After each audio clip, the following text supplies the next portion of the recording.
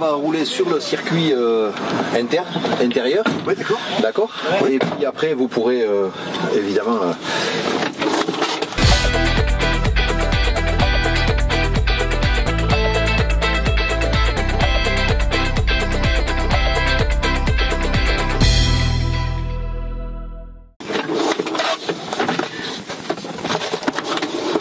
Bonjour François-Yves. Bonjour Alain. Alain, démonstrateur Volvo. Merci de participer à ces Volvo FH Experience Day. Merci de, en plus, faire l'essai de ce New FH que vous avez aujourd'hui l'occasion de découvrir en cabine basse, particulièrement destinée aux véhicules avec une activité BNTP, céréalière, citerne, plateau, etc. D'accord ? Donc on va aller faire un petit tour sur la route. Je vais juste vous présenter la possibilité de régler votre volant. Oui. D'accord ? Donc la pédale qui est au fond à gauche, sur votre pied gauche, va vous permettre en l'appuyant de jouer sur voilà, la colonne. Oui. Et si vous remontez le pied et vous vous appuyez à peine un peu, vous allez jouer sur l'inclinaison à peine du volant. Voilà. Donc vous-même et vos conducteurs pourrez bénéficier non pas de la position de conduite la plus adaptée, mais de sa propre position de conduite. On a toutes les modalités de réglage du volant. D'accord ? Très bien. Donc on va pouvoir démarrer le véhicule. Bien sûr. Est-ce que je peux régler un peu le siège? Oui, bien évidemment. Donc vous avez la manette à l'avant qui va vous permettre de l'avancer. Et tous les réglages après lombaires ou autres sont sur le côté. Ça n'a pas l'air trop mal. Ça vous va? Je me sens très bien. On peut démarrer, François. Oui. Yves, s'il vous plaît. Voilà. Donc, au niveau du ralentisseur, tout ça, je vais vous expliquer tout ça dès qu'on va rouler. Bien sûr. Parfait. Donc, on va s'attacher. Voilà. Et on va venir se mettre au niveau de la boîte à e-shift, qui, elle, est toujours restée aussi performante. Donc, évidemment, on est habitué à l'utiliser. Alors, le frein de parc électrique. Donc, dès que vous allez accélérer un petit peu, François-Yves, il va se couper tout seul. De même qu'il se remettra lorsqu'on coupe le contact. D'accord ? Voilà, et là on a démarré, donc on va juste viser entre deux quilles, là où sont les messieurs. On va pas pour autant s'en servir de cible, mais on va passer tout droit et on va ressortir du circuit. Voilà, vous choisissez celle que vous voulez, c'est plus simple pour vous. Bon allez, puisqu'elle nous laisse voilà. Puisqu'elle nous libère la place.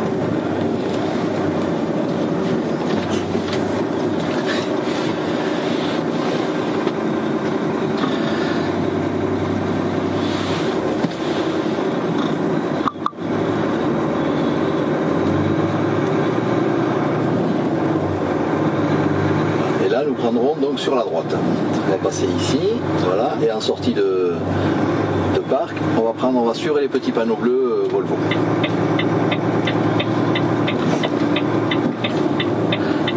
Donc ce camion est équipé donc de roues indépendantes, en suspension indépendante et de suspension intégrale pneumatique.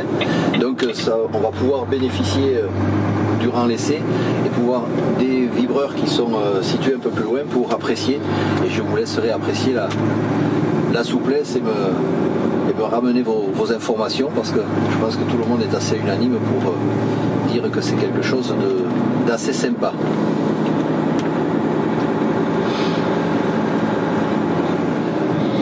Ah oui, dans la courbe j'ai déjà senti l'indépendance des suspensions. Voilà. Donc là on va pouvoir rouler sur la partie ralentisseur qui est, voilà, il se présente à vous là, pile en face, oui. Absolument.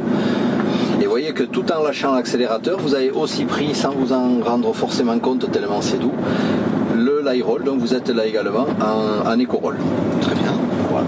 Et le ralentissement peut se prendre par le ralentisseur, la manette d'en haut là, que vous allez tirer vers vous. Allez-y. Voilà, sinon le frein au pied.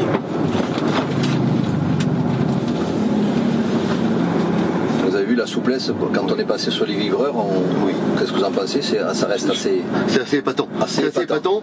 Il aurait peut-être fallu le faire avec un véhicule traditionnel avant pour avoir un élément de comparaison. Voilà, c'est exactement ça. Vous pourrez le refaire après avec d'autres véhicules qui font des essais sur piste aussi, le même circuit. Ou si vous avez l'occasion, ce que je vous souhaite d'aller sur la route, il y a également une portion de route qui est assez, on va dire, accidentée et qui permet justement d'apprécier à sa juste valeur l'intérêt d'une telle configuration. Très bien. C'est donc ce qu'on appelle chez Volvo l'IFS. Et là, vous pouvez lâcher l'accélérateur et prendre donc le ralentisseur, n'hésitez pas, amenez-le jusqu'à vers vous, au fond, et vous avez une position break en bout ici, vous allez voir, clac, qui vient, voilà. Là, vous l'aidez un peu au frein, le temps qu'on fasse la manip, il a pris un peu d'inertie, ça c'est pas grave. Donc il suffit de repousser tout en haut la commande, voilà. Donc là, on va rester sur la gauche. Ici, nous allons prendre à droite.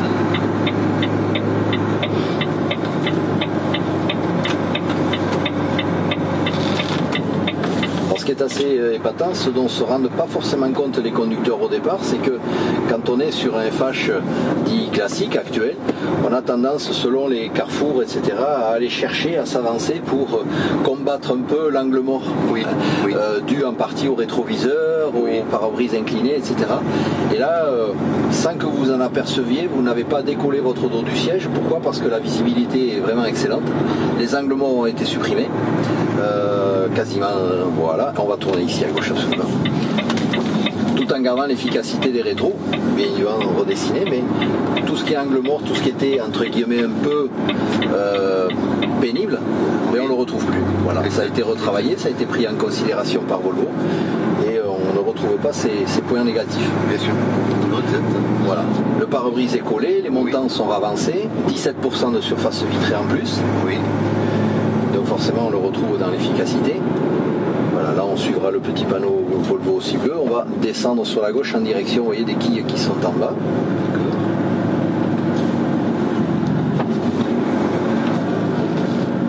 Voilà, n'hésitez pas à le ramener vers vous, il n'y a aucun souci.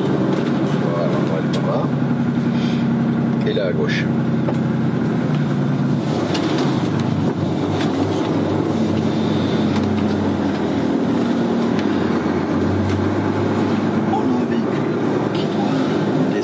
Se stationner 2 minutes, même pas, sur la partie droite, à peu près au niveau du panneau, pour permettre à celui qui descend de passer sur la droite, voilà, juste comme ça, prêt à repartir là-bas.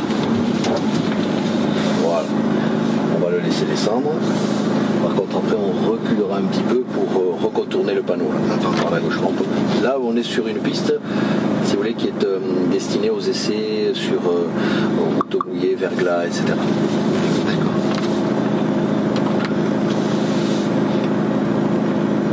Ou avancer, vous voyez, entre les deux quilles là, pour passer là où passe le véhicule actuellement. L'essentiel, c'est qu'on ne roule pas sur la partie blanche. Ah, d'accord, bah oui, d'accord. Voilà, donc on peut ressortir en avançant, il n'y a pas de souci.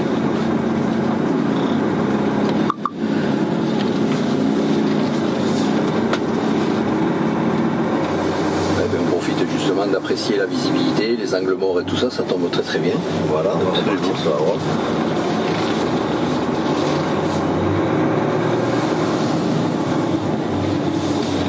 Grande souplesse d'utilisation, on va remonter et je vais juste vous demander, pour vous faire la petite démonstration de l'aide au démarrage en côte. Oui. Quand vous serez dans la pente, vous allez vous arrêter tout en gardant le pied sur le frein. Oui. Et je vais vous présenter ce qu'est l'aide au démarrage en côte chez Volvo et particulièrement sur le New FH. D'accord. Voilà, donc vous arrêtez quand vous voulez. L'essentiel est de garder le pied sur le frein. Voilà. Donc deux possibilités au niveau de l'aide au démarrage en côte. L'interrupteur qui est ici, qui va vous permettre justement le but, c'est de ne pas avoir le frein de parc à prendre et d'avoir une retenue naturelle du véhicule pendant à peu près 2-3 secondes sans que le véhicule donc, ne recule et ainsi pouvoir redémarrer en prenant l'accélérateur de façon très douce au niveau des régimes moteurs, au niveau du confort du conducteur, etc. Donc deux possibilités. La première, par l'interrupteur, je l'active ou je le désactive. Là, on va l'activer. Et vous allez voir que si vous allez lâcher le pied et repasser sur la pédale d'accélérateur, et pendant à peu près 2 secondes, votre véhicule ne va pas reculer. Voilà. Il n'a pas reculé du tout. D'accord ? Donc, et pour autant, on n'a pas été chercher un régime très très élevé pour redémarrer. D'accord ? Le véhicule interprète, la boîte va interpréter votre action de charge, votre charge sur l'accélérateur par rapport à la pente, etc. et va se libérer dès lors que la boîte aura intégré que vous pourrez effectivement démarrer sans à-coup. D'accord ? Et l'autre possibilité, si vous voulez vous réarrêter à nouveau, voilà, je désactive volontairement celui-ci, d'accord ? C'est ici au ralentisseur, à la palette volant. Voilà, donc on l'actionne. Oui. Et pareil, on peut lâcher le Je suis immobilisé là. Voilà, et vous redémarrez gentiment, vous lâchez. Voilà, vous voyez, il y a une petite retenue. En 2 secondes, ça passe en même temps assez vite, hein, bien sûr. Mais ça permet de redémarrer gentiment sans avoir à prendre le frein de parc. Très bien. L'inconvénient du frein de parc, c'est que souvent les conducteurs ont tendance à monter haut dans les régimes pour s'assurer de ne pas reculer justement. Oui. Alors que là, oui, on est resté dans la plage. On est resté dans la plage. D'accord. Là, on va passer sur la droite. Personne en face, donc le stop, c'est simplement quand des véhicules arrivent en face. D'accord.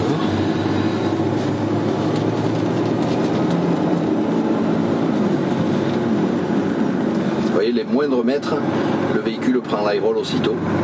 Oui. Et dès qu'on reprend l'accélération, effectivement, il vous redonne la main. Là, on va redescendre comme la citerne et on prendra à gauche tout à fait en droite. D'accord. Alors, ces véhicules sont équipés, bien sûr, de tous les systèmes de régulateurs. Régulateur cruise control, l'ACC. Alors l'ACC va rajouter au cruise control le fait de pouvoir régler, paramétrer une distance de sécurité avec le véhicule qui vous précède. Là, on prendra à gauche. À gauche, vous m'avez dit. Oui. Voilà. Donc, et par contre, voilà. Ce qui va être de série également et qui intéresse beaucoup de monde, bien évidemment, par rapport non particulièrement à la consommation, ça va être l'IC. Donc là ici, vous en avez entendu parler, vous en entendrez parler tout au long de la journée. On est très insistant là-dessus. Donc là ici, c'est le système qui permettra de mémoriser, le parcours dès lors que vous passez pour la première fois quelque part, sur tous les parcours qui sont montagneux, vallonnés, etc. D'accord ? Et qui va effectivement la première fois mémoriser le parcours, mais qui va vous le restituer ensuite. C'est-à-dire que si vous avez plusieurs véhicules, plusieurs conducteurs sur un même véhicule, dès lors que le parcours là tout droit, dès lors que le parcours aura été mémorisé une fois, tous les conducteurs bénéficieront de l'IC. L'IC va faire quoi ? Va travailler en binôme permanent avec le régulateur. Et donc il y a obligation d'être au régulateur pour exploiter la fonction IC. Et j'avais envie de dire que l'IC va finalement rendre intelligent le régulateur, qui jusque-là se contentait de respecter ce que vous lui aviez demandé. Je veux rouler à 80, et qui allait souvent chercher dans la puissance dès lors qu'il y avait une baisse de régime. D'accord.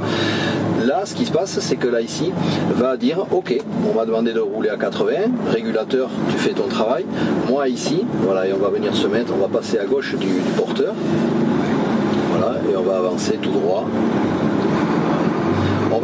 L'IC va lui décider de dire bon ok, on a demandé à mon copain le régulateur de rouler à 80, mais moi ici je vais décider que par rapport à la configuration de la route, je peux rester sur le 12e rapport ou sur le 11e rapport à tel régime, telle plage de couple, telle utilisation. Donc on va optimiser au maximum les performances du camion et particulièrement le couple. Très bien. Ce qui aura un impact direct, là on peut avancer en serrant un peu par là, s'il vous plaît. Ce qui aura un impact direct sur la consommation, vous en doutez bien entendu. Et là ici, tel qu'il est configuré aujourd'hui, va travailler sur votre camion, mais également va communiquer sur tous les camions New FH qui passeront peut-être là pour la première fois, mais c'est peut-être vous qui aurez donné par le vôtre l'information à tous les New FH qui passeront sur un itinéraire pour la première fois. Donc voilà. Vous devez créer un itinéraire référence. On peut permettre aux gens propriétaires de ces New FH de bénéficier du fait que nous serons passés pour la première fois avec un New FH pour leur donner toutes les informations relatives justement à l'exploitation dans les meilleures conditions des configurations de route plus ou moins vallonnées ou montagneuses. D'accord ? Donc pas forcément les véhicules de votre propre flotte, on peut éteindre le moteur si vous voulez, et vous allez voir que le frein de parc va se couper tout seul et s'actionner tout seul. Effectivement. Voilà. Donc effectivement, là ici va permettre de mémoriser ces parcours, et de le communiquer, de transmettre ça à tous les propriétaires, et tous les utilisateurs des véhicules New FH. D'accord. Voilà, d'accord. Vous allez vous passer pour la première fois sur un parcours, vous n'êtes jamais passé par là, vous ne connaissez pas la route, il suffit qu'un UFH soit déjà passé et il transmettra au vôtre les informations. Par quel canal Par le système de... Donc ça fonctionne évidemment par GPRS, etc. Mais par aussi le fait d'avoir l'abonnement au Dynaflight. Le Dynaflight, d'accord. D'accord. Ça passe par le Dynaflight. D'accord. Ok. Très bien. Voilà. Donc là, on a fait un petit tour rapide, hein, oui. Mais c'est une prémise d'une mise en main, on va dire. Tout d'accord. Donc là, je vais vous remettre dans les mains, au sens figuré, d'Emmanuel ou de Laurent, qui vont juste vous poser 2-3 petites questions. Oui. D'accord. Et ensuite, à votre guise, la possibilité d'aller faire d'autres tours de piste ou pourquoi pas sur la route. D'accord. Très bien. Mes collègues peuvent aussi rouler, si vous ne souhaitez pas forcément rouler, peuvent rouler. D'accord. Merci beaucoup et très bonne continuation. Profitez très bien, parfaitement de la journée. Merci de votre accueil, Alain. Merci à vous.